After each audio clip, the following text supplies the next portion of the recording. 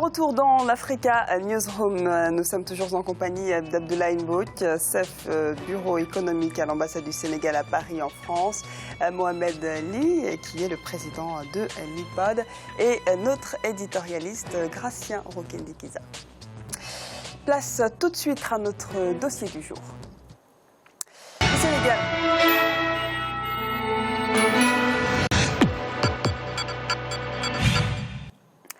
Le Sénégal a amorcé depuis quelques années sa transition énergétique. Le chef de l'État, Macky Sall, a fait des énergies renouvelables une de ses priorités. Cela va permettre aux Sénégalais notamment de lutter efficacement contre les délestages et de renouveler les installations souvent jugées vétustes. Le chef de l'État ambitionne de porter la production électrique nationale de 1264 MW et ce à l'horizon 2019. Plus de précisions avec Ibrahima Dioumaba. Dans le cadre du plan Sénégal émergent, le gouvernement du président Macky Sall a amorcé la transition énergétique. Il est prévu d'injecter dans le réseau électrique national 120 MW supplémentaires d'ici 2018 grâce à l'énergie solaire. En 2016, le président Macky Sall a inauguré 2 centrales solaires de 20 MW chacune à Bokhol au nord et à Malicounda à l'ouest. Les autorités se sont fixé un objectif de hisser la part des énergies renouvelables à 20% dans le mix énergétique.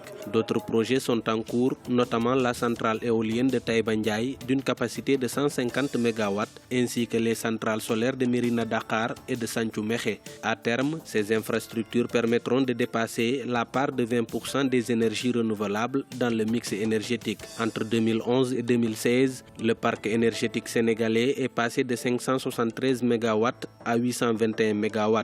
L'ambition des autorités, c'est de porter ce chiffre à 1264 MW en 2019.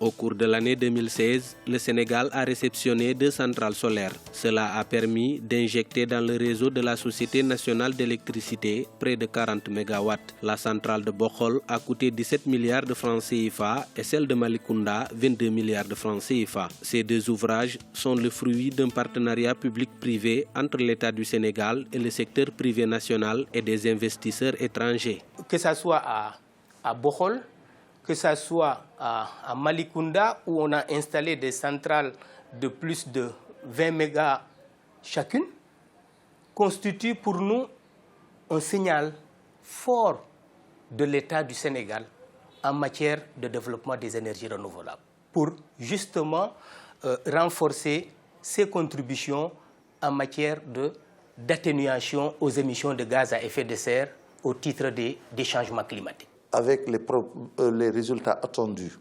de la production des autres centrales, nous allons même dépasser l'objectif de 20% que le Sénégal s'était fixé d'énergie renouvelable dans son mix énergétique à l'horizon 2017. L'État du Sénégal a inscrit sa politique énergétique dans la durée. Les énergies renouvelables occupent une place de choix dans la planification du développement socio-économique, selon les acteurs du secteur. 4 centrales solaires vont être mises en route et ça ne va pas s'arrêter là. À travers le PSE, c'est un programme d'électrification rurale d'urgence, parce qu'il ne faut pas l'oublier, la majorité de nos concitoyens n'ont pas accès à l'électricité. Donc il y a tout un programme d'électrification rurale, il y a des travaux pour développer le réseau, améliorer le réseau d'accès à l'énergie au Sénégal.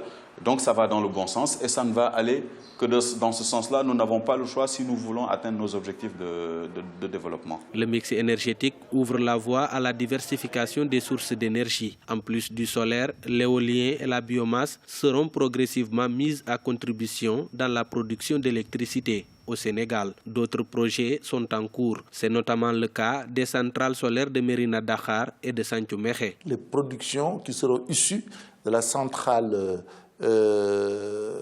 éolienne de Taïba Ndiaye, dont la mise en service est attendue dans le premier trimestre de l'année 2018, qui pourra également porter le taux d'énergie renouvelable dans notre mix à près de 30% à l'horizon 2018. Le 31 décembre 2016, le président Macky Sall a annoncé une baisse de 10% des coûts de l'électricité pour les ménages et les entreprises. Le Sénégal reste malgré tout un pays où l'électricité est chère pour la majorité des citoyens, notamment à cause de son coût de production élevé. Au niveau du Sénégal, on a un prix de l'électricité qui est très élevé. En moyenne, une entreprise qui a bien géré sa fourniture d'électricité va payer autour de 120 francs le kilowattheure. C'est déjà 3 fois que certains pays d'Europe. Donc si nous voulons demain avoir des entreprises qui vont transformer notre production agricole, transformer nos produits halieutiques, des services qui vont fonctionner, il faut qu'on arrive à baisser ce prix de l'énergie-là. Et l'énergie solaire va permettre de baisser le prix de l'énergie, parce qu'aujourd'hui nous sommes très dépendants des prix du pétrole.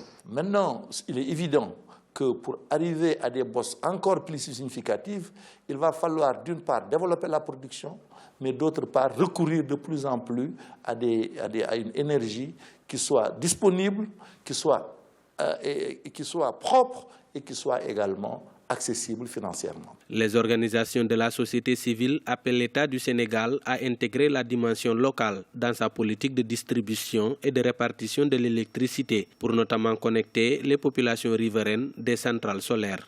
Là où une organisation comme ENDA cherche à alerter, c'est de dire, OK, c'est formidable de mettre l'accent sur le déploiement des centrales solaires ou des centrales éoliennes ou des centrales à biomètre, ça c'est important et c'est fondamental pour la sécurité énergétique du pays. Mais ce qui est aussi important, c'est de voir avec cette tendance lourde comment renforcer le contenu social des centrales solaires et éoliennes, de manière à permettre justement aux communautés qui vivent là où les centrales solaires sont installées, que ces communautés puissent accéder à de l'énergie pour leur propre développement. Au cours de l'année 2017, l'État du Sénégal compte réceptionner les centrales solaires de Santhioumékhé et de Diass dans la région de Thiès, de Kahone près de Kaolack et de Sakal dans le département de Louga. Ces ouvrages réunis mobiliseront au total 113,5 MW. L'inauguration du parc éolien en cours d'installation à Taïba Ndiaye est attendue avant la fin de l'année 2018. Monsieur Boud, on vient de le voir, ouverture en série de centrales solaires au Sénégal, 2 en 2016, en 2017 il va y en avoir également. Le pays ambitionne de devenir le leader des énergies vertes, en tout cas en Afrique de l'Ouest. Est-ce que c'est une ambition qui est en bonne voie, d'après vous? Mais oui, qui est en bonne voie, vous avez vu effectivement. Alors les Sénégalais commençaient à désespérer parce qu'on en a tellement parlé, ça a été... Tous les gouvernements ont eu des projets d'introduire l'énergie renouvelable dans le système énergétique. Ça ne s'est jamais fait. Et aujourd'hui, quand on voit effectivement comment dirais-je, le rythme avec lequel les inaugurations se font, on a vraiment la raison d'espérer effectivement les 30% d'énergie renouvelable dans le secteur énergétique va bientôt être une réalité. Mais quand on sait que c'est un défi de taille, puisque 45% des Sénégalais n'ont pas encore accès à l'électricité, est-ce que le pays a toujours les moyens en ces termes financiers? Le pays se donne les moyens, vraiment pour aujourd'hui atteindre les zones les plus reculées qui n'étaient pas électrifiées, permettre à ces populations aussi de disposer de cela, parce qu'il va falloir aussi quand même rétablir une certaine... l'inéquité entre les différents, le monde rural et le monde et les citoyens. On a 20% d'accès à l'électricité dans les villes et 60% dans les zones rurales. Cet accès à l'électricité est flagrant, en tout cas dans les zones rurales. Qu'est-ce qui a bloqué finalement au sein de l'accès à l'électricité au sein de ces zones rurales? Oui, mais parce qu'effectivement, les zones rurales étaient laissées pour compte. Toutes les politiques de développement étaient axées dans les centres urbains. Aujourd'hui même, l'axe 3 de la décentralisation qui donne aux collectivités locales une certaine autonomie, qui a aujourd'hui, au Sénégal, on ne parle même plus de collectivités rurales, on parle de communes. Aujourd'hui, on veut effectivement que le développement parvienne à tous les niveaux, que les populations rurales aujourd'hui puissent bénéficier de toutes les commodités qu'offre effectivement la mise à disposition de l'électricité. Donc ça va être une réalité. En 2014, on était à 20%. En 2016, on parle de 60%. Et aujourd'hui, avec le rythme avec lequel tout ça se passe, on a espoir que d'ici 2020, à la limite, l'électrification atteindra pratiquement toutes les zones, même les zones les plus reculées. Le Sénégal, au-delà du programme d'urgence de développement des collectivités, aujourd'hui a mis en place un autre programme qui s'appelle PIMA. Et l'objectif de ce PIMA, c'est vraiment d'atteindre les zones les plus reculées, les zones frontalières, où généralement, pratiquement, les populations parfois désespérées de pouvoir bénéficier des au-delà même de développement. bénéficier, qu'en est-il du tarif? On a soulevé tout à l'heure le coût élevé de l'électricité. L'élément ne l'a pas montré, mais le président récemment, effectivement, a annoncé une réduction du coût. Mais c'est jugé insuffisant jusqu'à présent parce que l'électricité reste chère au Sénégal. Insuffisant sur le budget du Sénégal, c'est-à-dire l'État vraiment réinjecte 30 milliards. Ce n'est pas rien. Mais on a espoir, effectivement, que cette série de baisses va aller crescendo, parce que les recherches pétrolières aujourd'hui nous ont montré effectivement que le Sénégal dispose de pétrole et de gaz. Donc, toute chose étant par ailleurs, aura une répercussion effectivement sur les factures. Ça, ce sont dans des années, on a le temps. Les Sénégalais ont le temps de souffrir encore. C'est demain, ça, c'est demain. À partir de 2019, normalement, on doit pouvoir parler d'exploitation effectivement de ces gisements pétrolifères et gaziers. Gracia, on parlait tout à l'heure un petit peu en tout cas de cet aspect du financement, mais au-delà du financement, pour ce type de projet, on parle beaucoup du manque de compétences et d'expertise dans ces domaines pour notamment relier cet accès à l'électricité à la formation des jeunes, à l'emploi. Au Sénégal, on voit qu'il y a des centrales qui sont formées, mais ce qui est paradoxal, ce sont des experts extérieurs qui sont amenés à construire ces centrales. Ça ne vient pas de notre pays. Qu'est-ce qu'il faut faire à ce niveau-là? Il faut dire que ce domaine... C'est un domaine que beaucoup d'Africains ne maîtrisent pas. C'est nouveau d'abord au niveau de plusieurs pays, même les pays développés, c'est tout nouveau. Et donc, du coup, nous n'avons pas anticipé, on n'a pas envoyé des jeunes apprendre à l'étranger, des ingénieurs formés pour fabriquer des éoliennes, pour faire fonctionner des éoliennes. C'est un porteur, on parle de beaucoup d'emplois autour de ça, mais la question de l'emploi, on dirait qu'elle n'a pas émergé en tout cas. Vous savez, nous les Africains, des fois, quand on envoie des gens pour apprendre les finances, pour apprendre la littérature, autre chose, mais les domaines qui sont porteurs, les domaines de demain, on les oublie. Même des gens qui sont formés à l'électronique, à l'informatique, on oublie souvent. Et ce qu'on oublie souvent, c'est que les gens qui viennent installer, on oublie la clause de formation pour que les Africains intègrent le projet dans plusieurs pays, dans beaucoup de pays. Par exemple, quand un pays européen vend des avions à un pays, à l'Inde ou à la Chine ou à d'autres pays, par exemple, ces pays demandent que les locaux soient capables de faire l'entretien et éventuellement même de monter une partie de cet avion. Nous, les Africains, on doit y arriver. Ce qui se passe au Sénégal, par exemple, c'est que les gens viennent, installent et puis ils partent. Et on se retrouve aujourd'hui.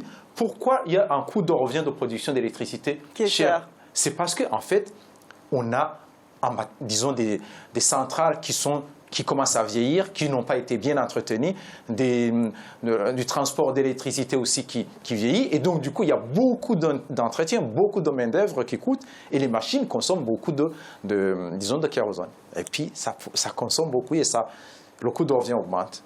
Monsieur Ly, on voit le cas du Sénégal, en tout cas, est porteur pour cette énergie solaire qu'on tente de mettre en place au sein du pays. Mais est-ce que vous comprenez que certains pays, en tout cas africains, investissent dans des centrales à charbon qui risquent un petit peu, qui restent très compétitives, bien sûr, mais qui ont un coût de production qui reste très élevé? Il y a beaucoup de choses à dire là-dessus. La première des choses que je dois dire, parce que c'est un domaine dans lequel nous avons beaucoup travaillé au sein du think tank, c'est un satisfecit pour le Sénégal en termes de politique publique. Il faut le dire très clairement, on est très prompt à critiquer, et ça c'est une critique positive. Ceci étant dit, il y a beaucoup de choses qui ont été dites. Il faut préciser d'abord, c'est faux de dire que les centrales à charbon coûtent moins cher. Nous avons démontré que si on intégrait dans ces coûts, on internalisait le coût de démantèlement des centrales à charbon, très rapidement, ils seraient moins compétitifs parce que dans les montage des dossiers compétitifs sur le choix pour les gouvernements de choisir tel type de centrale, on externalise, et ça on le sait, le coût dans des décennies de démantèlement de ces centrales-là. Et on sait en termes environnementaux combien ça coûte. Ça c'était pour aller très vite, pour que les gens se reposent des questions. ce que j'ai envie de dire, c'est qu'il faut innover. On va vers l'économie verte. Le monde va vers là. Et nous avons étudié, pour aller vers l'économie verte, le président Macky Sall a parlé du mix énergétique, donc qui va passer de 20 à 30% au Sénégal. La première chose que j'ai envie de dire après le satisfecit, parce qu'il faut aussi, il y a d'autres défis, les centrales solaires photovoltaïques, c'est bien. Les thermodynamiques, c'est meilleur. Est-ce que le Sénégal va vers cette Non, le Sénégal est en énergie train de faire des centrales photovoltaïques. On peut s'inspirer très rapidement du Maroc, qui est en train de faire le Nord 2, le Nord 3. Et le Nord, tout simplement, passe à 160 mégawatts. Et sur le Nord 2, ils vont intégrer donc, la technologie thermosolaire avec des capteurs cylindro-paraboliques. Et ces capteurs-là permettent de donner une meilleure électricité alternative au-delà des moments d'ensoleillement. Donc cela veut dire qu'il faut qu'on ose. Il faut qu'on aille vers les innovations qu'il faut. Et tout ça, ça coûte cher, non? Oui, mais ça coûte cher, mais ça s'organise. Parce qu'il y a de l'innovation. Les financements sont là. Le Sénégal doit passer à 40% de PPP. C'est un objectif aussi étatique. Et pour dire très vite, et moi, c'est notre proposition au sein du think tank IPOD. Pour dire quoi? Il faut revoir la législation. Revoir la législation, pourquoi? Pour faire participer dans cette économie-là les petits exploitants. Et ces petits exploitants, on devrait faire une législation pour que la Sénélec puisse de toute façon soit obligé de racheter les petits producteurs. Aujourd'hui, un petit producteur ne peut vendre qu'à 1 mégawatt et avec un minimum, un droit d'entrée de 14 millions si je ne m'abuse. Il faut qu'on sorte de ça, qu'on innove, qu'on fasse exploser l'économie verte chez nous, qu'on n'autorise les petits producteurs à vendre avec les compteurs bidirectionnels. C'est très facile à comprendre. Quand vous avez produit et que après votre production, il vous reste de l'électricité, problème environnemental, vous ne stockez pas. Vous donnez à la Sénélec qui stocke au niveau national. Et quand dans votre production, donc votre compteur tourne comme chez tous les foyers, et quand vous avez un surplus de production, cela rentre dans le courant de la Sénélec, et la Sénélec est obligée de vous l'acheter et de le stocker. Monsieur Mbot, est-ce que c'est une alternative qui est parlante pour vous, faire participer ces petits producteurs au Sénégal par le biais de la Sénélec, c'est bien ça? Par le biais de la Sénélec, des compteurs bidirectionnels, et c'est une nouvelle économie qu'on va ouvrir, c'est l'économie verte, et cela fera naître de nouveaux métiers chez nous, de nouvelles compétences, des transferts de technologie, comme l'a dit Gratien, et je pense que c'est une innovation qu'on devrait oser. Je pense que le président Macky Sall aussi a une équipe très jeune, très visionnaire, et nous les invitons vers cela. Et c'est après un satisfecit, c'est le deuxième point que je pense qu'il doit être ouvert dans ce pays et faciliter vraiment les petits producteurs à pouvoir prendre la Sénélec et anticiper sur le problème environnemental des stockages dans les batteries, dans les petits producteurs qui va être néfaste malgré notre mix énergétique qui se redresse et qui se redresse dans le bon sens.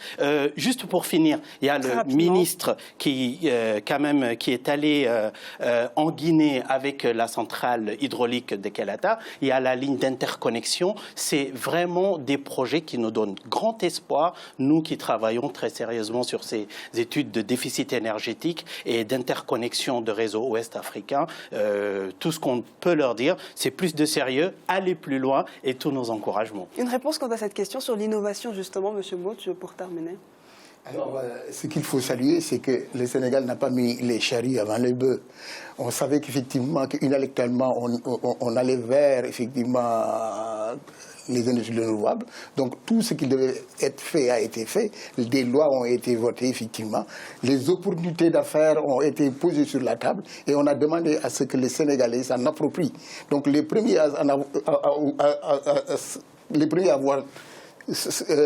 qui se sont appropriés de ces opportunités, c'est des Sénégalais. Donc il y avait 10 concessions au départ qui ont été, votées, et les 10 concessions ont été, octroyées à des Sénégalais qui aujourd'hui développent, essaient effectivement d'aller partout, de trouver les expertises qu'il faut. Beaucoup de Sénégalais, on l'a dit, beaucoup de Sénégalais qui étaient ici, qui travaillaient au niveau EDF et dans d'autres structures qui sont dans le secteur énergie, sont retournés au Sénégal. Moi-même, j'ai eu à accompagner beaucoup de Sénégalais, docteurs en énergie nucléaire aujourd'hui, qui ont tout laissé, salaire, maison et tout, qui sont retournés au Sénégal et qui ont mis en place leur propre structure et qui sont en train effectivement de travailler pour participer effectivement au développement de ce secteur-là. Donc nous, on a bon espoir, nous pensons qu'effectivement que cette politique-là portera ses fruits et la transformation qui est l'axe 1 du plan Sénégal émergent, la transformation de l'économie, va bientôt être une réalité. Parce que, comme disait l'autre, au début, il y a l'énergie et tout le reste découle de cela.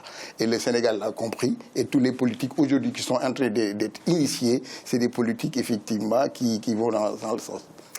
Merci pour toutes ces précisions. On va procéder au rappel des titres qui ont été développés en début d'émission, avec d'abord la Zambie qui veut redynamiser ses relations avec l'Algérie. Le ministre zambien des Affaires étrangères, Ari Kalaba, a exprimé mardi la volonté de son pays de renforcer les relations historiques avec Alger dans différents domaines.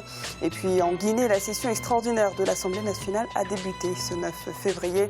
5 projets de loi, parmi lesquels ceux relatifs à la révision du code électoral et du code des collectivités locales, seront au cœur des discussions. La non-conformité de ces documents avec la Constitution empêche en effet l'organisation des élections locales. Nous allons à présent marquer une courte pause. On se retrouve dans quelques instants pour la suite de l'Africa Newsroom.